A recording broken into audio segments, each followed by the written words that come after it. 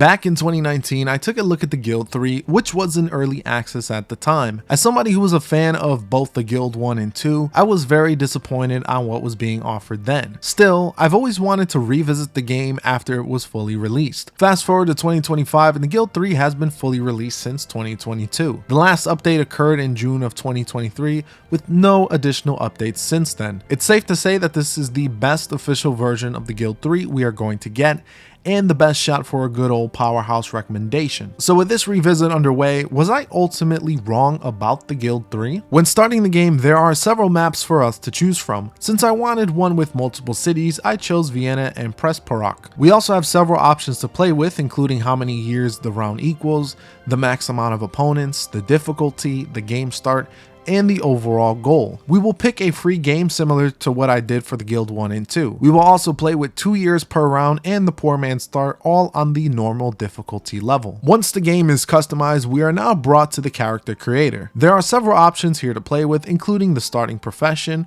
religion, the family crest, and the attribute points. You can also change the cosmetics of your character, but it is pretty limited, similar to the Guild 2. For this playthrough, we will start with Josh Rogue, a somewhat charismatic minstrel looking to spread happiness and thought through the power of music. And after the introduction by the narrator, we are brought to our cottage and must now begin our path to building a successful dynasty. As I have chosen minstrel, we will have the ability to construct a minstrel camp. However, we are not able to just place it wherever we want, as we are restricted to rural areas outside of city walls. This is a bit of a challenge, as I wanted to have an area with a decent amount of foot traffic. I ended up building it near a market, so now begins our career as a musician. But before we get into what a musician does, we will need to find a suitable partner to help usher in the next generation. When embarking upon a romance, you get a list of potential spouses to choose from. I actually prefer how marriage is handled here compared to the Guild 2. In the Guild 2, you are mostly stuck with serfs and people with very little to offer. In the Guild 3, you will get a wide variety of different characters, all with various attributes and equipment. The lady we will be courting is named Barbara. The biggest reason I chose her is because she is already at level 8, even though she is younger than my character. The courting process begins, and it's mainly the same as the Guild 2 with a few more additions. Now, you have a bit more control with things like compliments,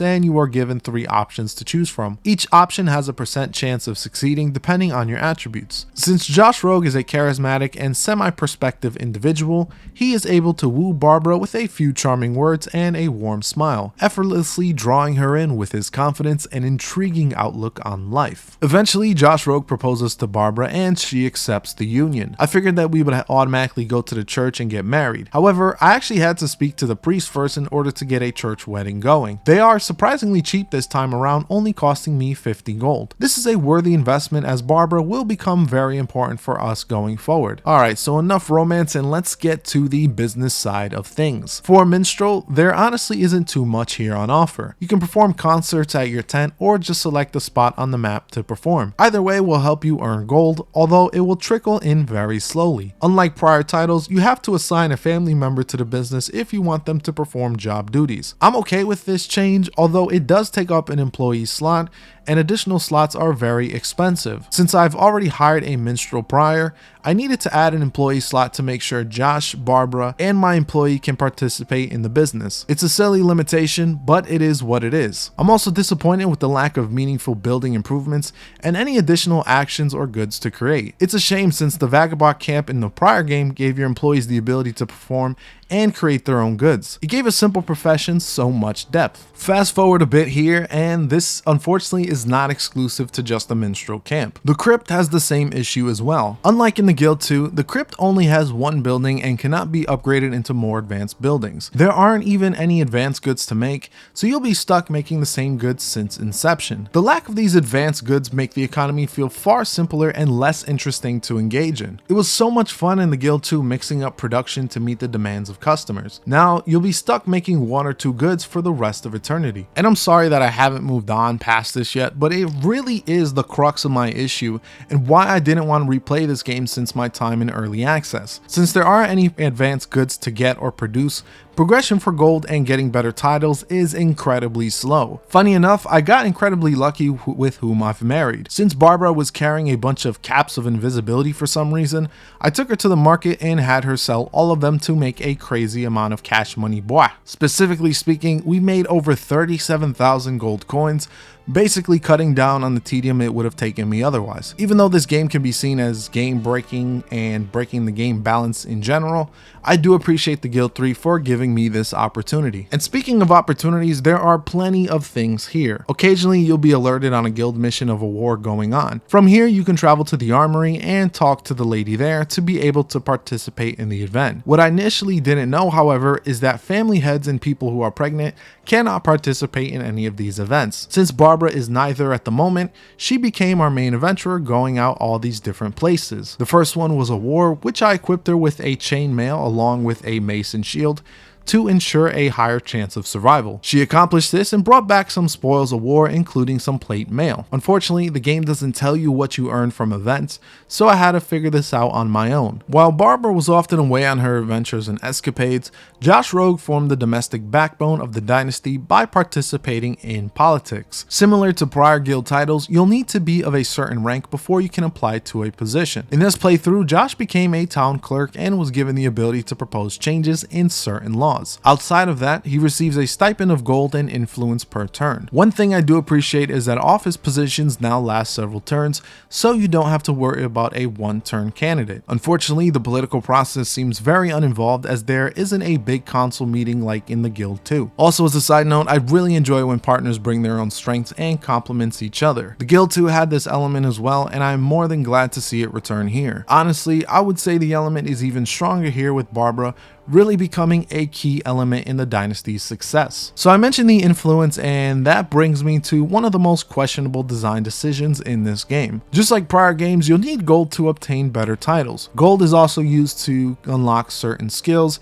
and professions to pursue. Gold is obvious to obtain, but influence is far harder. I'm actually not even sure if you can earn it from a certain profession. The only way I found to earn influence was from very specific actions outside of office appointments. This includes bribing officials, setting up foreign trade, and boasting about accomplishments. The problem is many of these actions aren't available early on, and you'll eventually need influence to reach the citizen tier. It's such an arbitrary resource as it means that you'll need to perform very specific actions that may go against the way you roleplay your characters. The Guild 3 would have been far better off without this inclusion. So I did mention how the purpose of this courtship and union is to eventually create an offspring. Eventually that was achieved as Barbara took a bit of a break to give birth to our daughter named Louise. Unlike the Guild 1 and 2, you can actually give actions for your children to perform. These are unlocked based on your current rank. For example, I can have Louise apologize to other dynasties, which will help their families to look more favorably upon us. Other than that, I don't have too much else to comment. I basically stopped playing at this point and got too bored to continue with this game. Before we wrap things up, we should talk about the presentation side of things. Graphically, the Guild 3 is unimpressive and barely looks better than the Guild 2. Considering the Guild 2 came out in 2006,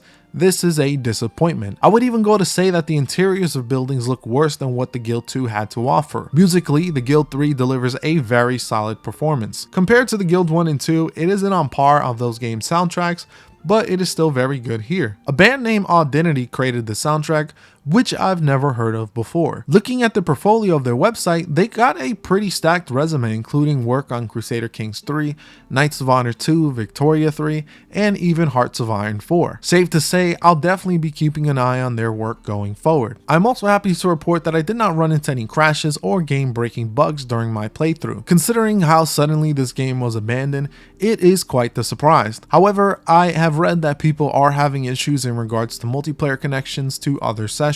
Whether or not that is just a vocal minority, I am not sure. Regardless, if you do plan on buying the Guild 3 to play with a friend, do keep this in mind. Overall, the Guild 3 is in a much better state than early access, but I am still not fully sold on the product. For the positives, I do appreciate the improvements to courting individuals and the ability to participate in events regardless of your profession. Everything else, however, is either a downgrade or not any sort of worthy improvement. The economy is far less interesting, progress is incredibly slow, and the introduction of a second currency and influence is a very bad design decision. I genuinely find it a chore to play through, despite the fact that I love these business and life simulations. As much as I want to end things on a positive note, I find it hard with this game being essentially abandoned with no additional updates or expansions on the horizon. Just like a lot of underwhelming games, it is up to the community to mod it to greatness. Thank you all for watching as always, and this is Powerhouse, signing off.